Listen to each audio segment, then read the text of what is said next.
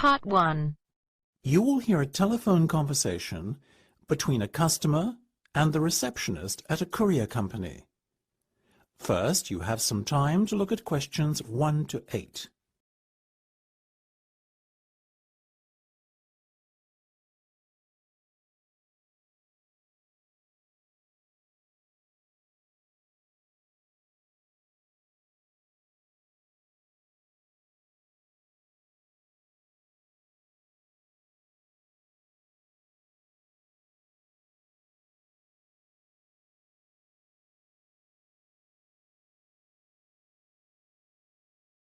Good morning, this is Sam speaking. How may I help you?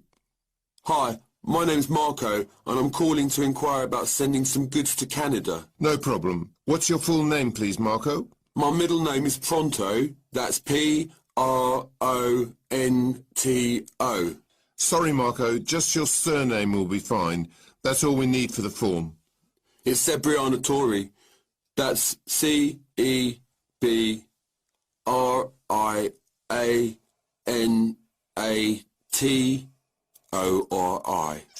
Great, and your address, please? I live on Grimsby Place. Grimsby Place, okay? But wait, you mean the address from where the goods will be collected? Right. In that case, I better give you my mum and dad's address. My stuff is there temporarily until I make the move. Same street, house number 25 in Grimsby, and the postcode is GB8 6BY. Now, Marco, tell me what you'd like to have shipped. I'm moving to Canada, so I have a fairly big container for my belongings, you understand. Of course. What are the dimensions? It's 2 meters high, 1.5 across, and 3 meters long. My, that's huge. Tell me about it. Moving day is going to be a nightmare. And what will this container contain, then? Well, to start with, there's my television. I'm also taking a brand new sofa bed with me, as well as my fridge, freezer and home computer. I see. That all sounds rather valuable. Do you know the total value of the goods in the container? Yeah, I estimate about £5,000. Before listening to the rest of the conversation, you have some time to look at questions 9 to 10.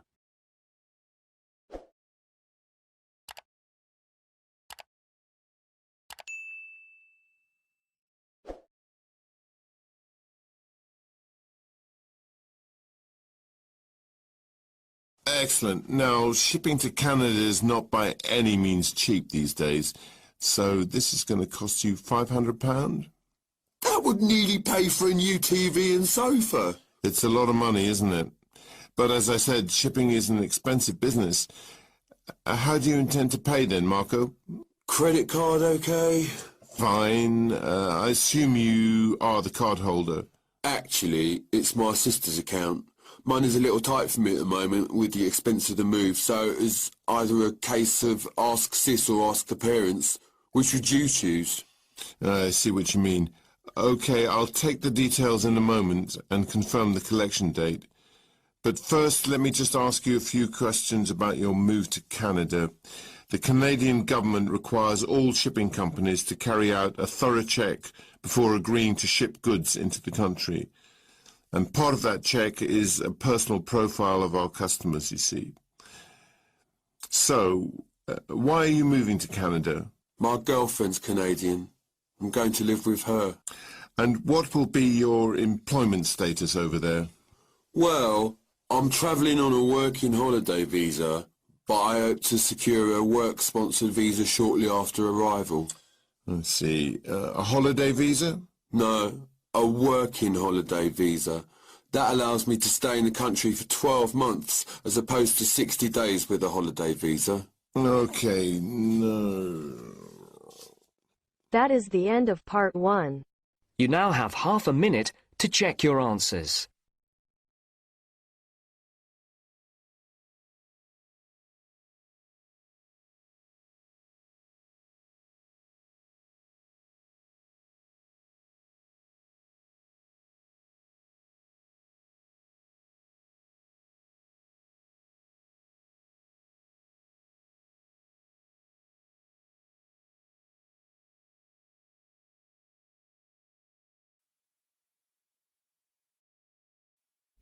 Now turn to Section 2.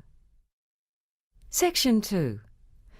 You will hear a talk by a representative of an agency that finds people to look after homes when their owners are away.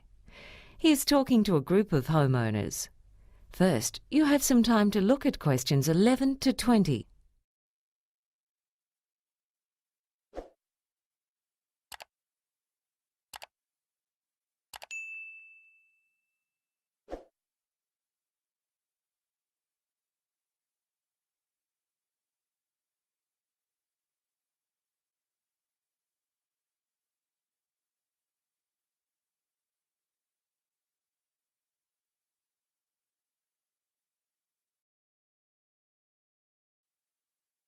Now listen and answer questions 11 to 20. Good evening, ladies and gentlemen. I'm glad you've been able to make it to this introductory talk about our agency, which is called Contented Homes.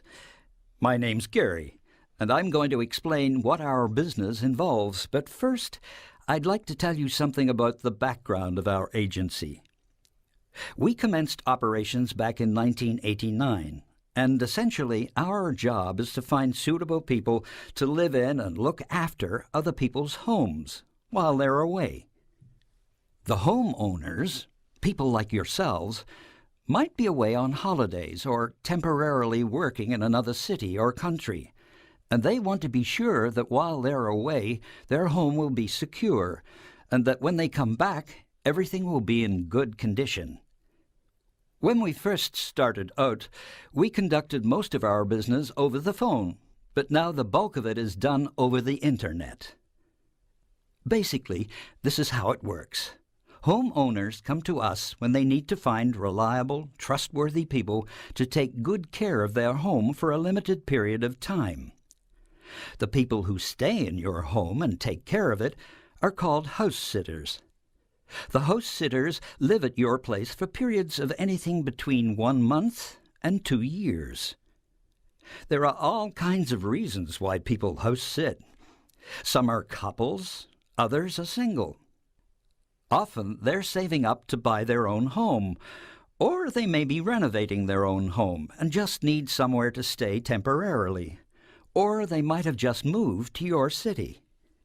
Although house sitters don't pay you any rent when they're living in your home, they are required to pay any bills for the telephone, gas, electricity, and so on. So for the homeowner, this is not a way to make money. When someone registers with us to become a house sitter, they provide us with some of their personal details, such as their age and occupation. I need to stress here that our agency does not carry out a security check on the people who have registered with us to be house sitters. Many house sitters have references from people whose houses or apartments they've looked after in the past. It's up to you to check those references. Allowing someone to live in your home is not a decision to be taken lightly. So we also recommend that you meet with any prospective house sitters and interview them before deciding which person or people would be most suitable to look after your home in your absence.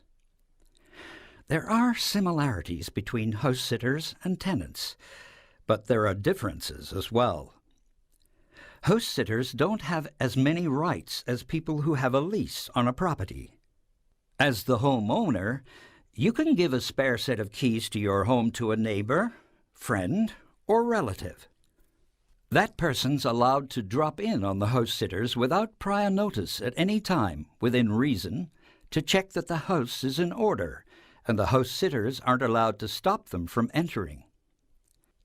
There are many good reasons to use the services of a house sitter.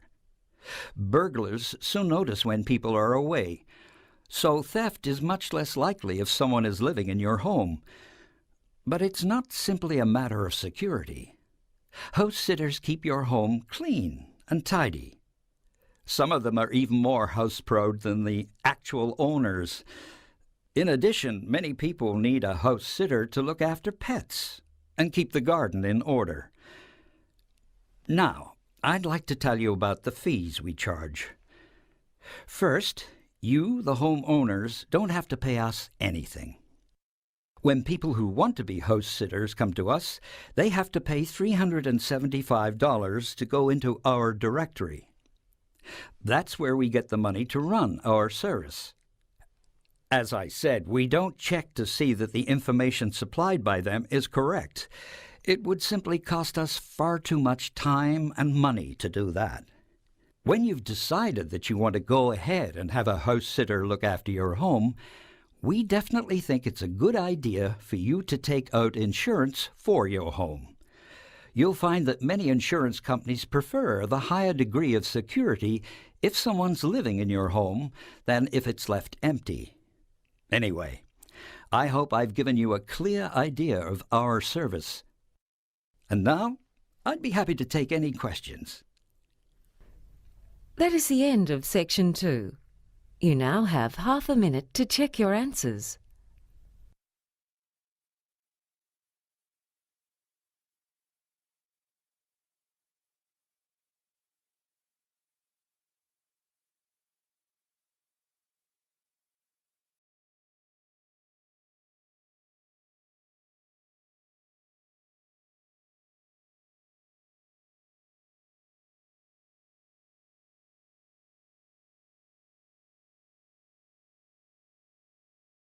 Now turns to Part 3. Part 3. You will hear a discussion between two university students on a seminar they have just attended. First, you have some time to look at questions 21 to 25.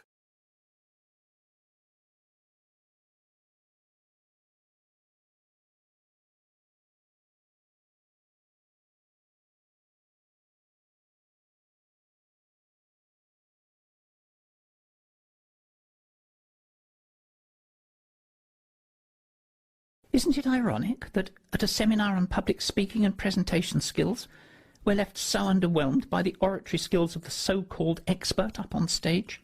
Maybe we should lower our expectations a bit, Mike. After all, everyone is susceptible to nerves, especially with an audience as critical as us. Well, you anyway. She's a professional. She's supposed to do this for a living, Alma. I feel totally let down, and I'm asking myself exactly what I'm supposed to have gained as a result of spending this time here. Look, forget about her presentation skills, or lack thereof, for a minute. What about what she had to say? Did you listen to any of that? How could I, when she kept fidgeting and moving about so? I was so distracted by her antics, I couldn't focus on anything else, to be honest with you. I don't know if you can blame her totally for your not absorbing anything that's been said in the last half hour, Mike. You're a pretty awful listener at the best of times. Oh, come on. She should be able to hold my attention for 30 minutes. It's not like the talk lasted 2 hours or something. Mind you, it sure did seem like it. Stop it now. You're being overly critical, and that's just not fair. I took some notes and was actually impressed by some of what was said. I'm definitely going away having learned something and feeling like my time wasn't totally wasted. Emphasis on the not totally bit. Oh, Mike, when will you learn? You know, sometimes we only get out of things what we put in. Did it ever occur to you that had you given this woman a chance, you too might have actually learned something? All right, Alma, go easy. Before you hear the rest of the discussion, you have some time to look at questions 26 to 30.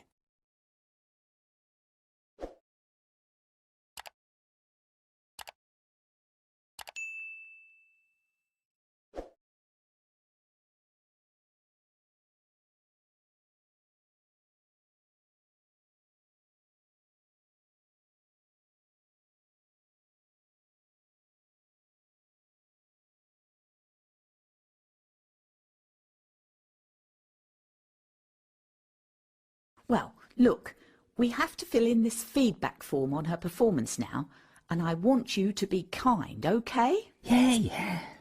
First question, use of equipment. It says, do you think the presenter made adequate use of the equipment at her disposal? What's a 1? 1 is basically terrible. 1 it is, then. Stop it, Mike! She used the projector screen, had a nice PowerPoint prepared in advance, and had some sound files to liven things up too. Yeah, it was a real hoot. Look, if you're not going to do this properly, I'll fill it in on my own. OK, look, seriously, I guess I appreciated the prep work that went into the presentation. And she did make good use of the room's IT facilities, so it wasn't as bad as I first made out. But I'm not totally enamoured with her performance in that department either. Me neither, actually. That's a fair assessment at last, Mike. She made an effort, but I would have preferred it if she had used the interactive whiteboard, perhaps, as well as the projector. Her presentation might then have felt, well, more interactive, I guess. A decent effort, though. Agreed? Agreed. What about preparation? Well, I think we can both see that a lot of effort was put in that respect. Can't fault her there, can you? Not at all. How about clarity of speech and effectiveness at getting the message across? Well, look, you thought she spoke very clearly and that a lot was learnt from the seminar. I, on the other hand, learned more from my 2-year-old nephew's utterances of nonsensical broken English. Mike! Let me finish. So perhaps the truth is somewhere in the middle. Agreed? I'll settle for that. Satisfactory then on both counts. Execution is the bit I want to get to, Alma.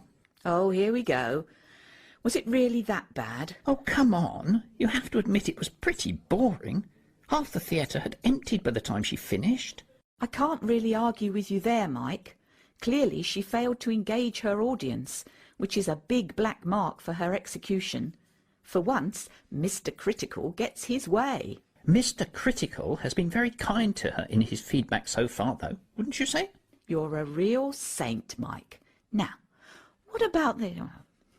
That is the end of part 3. You now have half a minute to check your answers.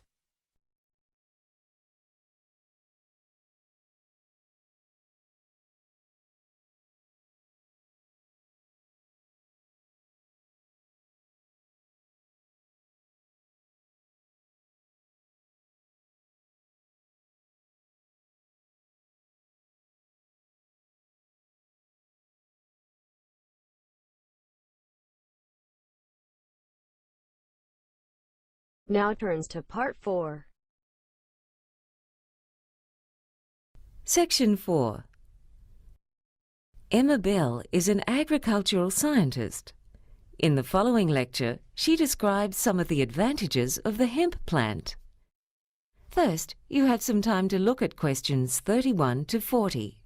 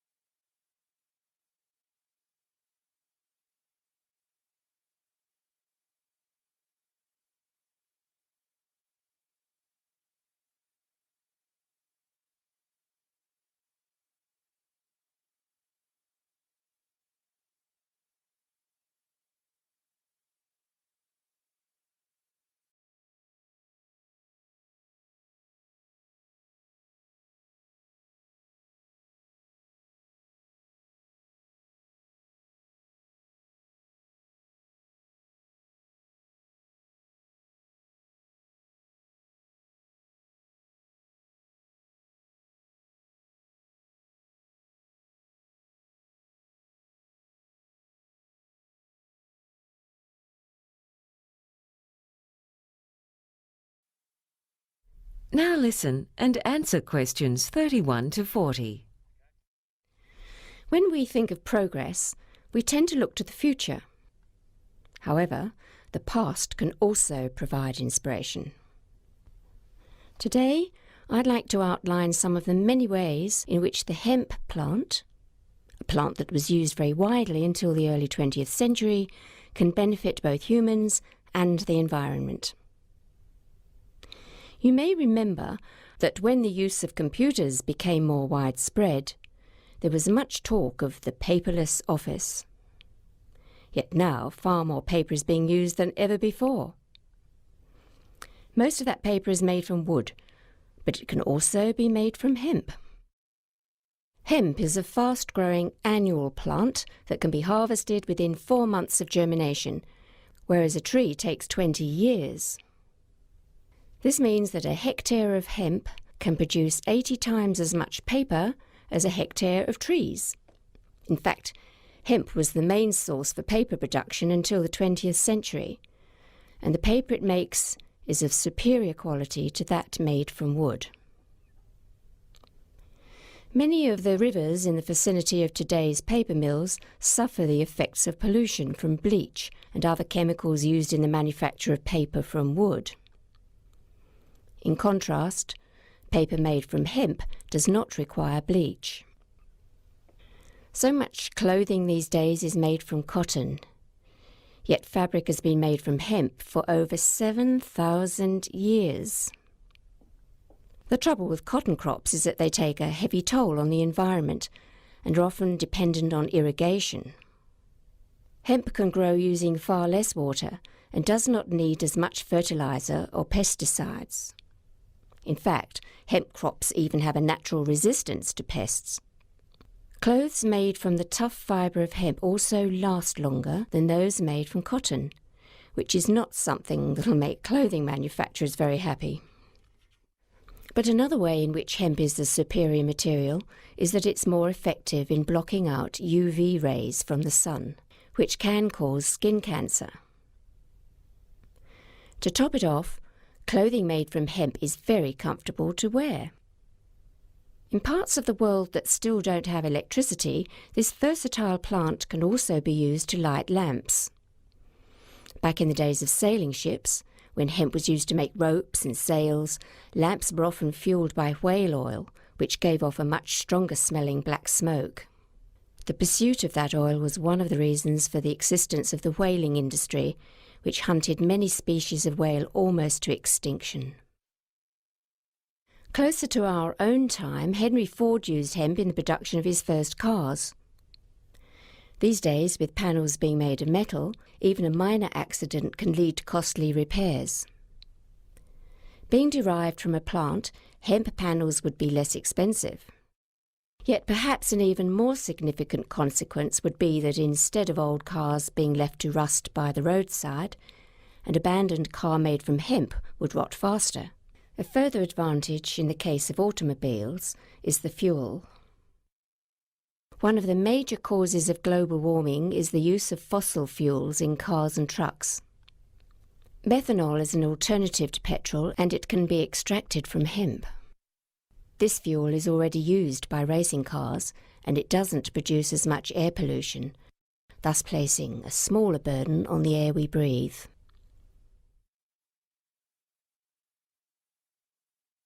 Hemp is also a source for a variety of foods. The oil that's obtained from the plant can be used to make cooking oil, butter, cheese, and even ice cream. Flour derived from hemp has a greater protein content than normal wheat flour, and its seeds contain all the amino acids, providing a form of protein that's more easily digested than that in soybeans. Carpets made from hemp are more durable than other carpets and are resistant to mildew, which grows in humid or damp conditions. It can also be used in the home to produce furnishings such as fiberboard, furniture, and even plastics. Paints and varnish made from petrochemicals contain poisons, whereas this is not the case with those produced from hemp. Hemp plants are best grown close together, and because they produce an abundance of leaves, the ground underneath the plants is shaded, which hinders the growth of weeds. So farmers don't have to spend money on potentially dangerous herbicides. It thrives in areas with low rainfall and may be useful in combating salinity because it doesn't need irrigation, and its long taproot can reach underground nutrients and water. As a fast-growing plant, it's an easily renewable, biodegradable and ecologically sustainable source of a vast range of products that are currently made from polluting resources, such as coal, metals, gas and oil. This is quite plainly a case where we can make progress by learning from the past. That is the end of Section 4. You now have half a minute to check your answers.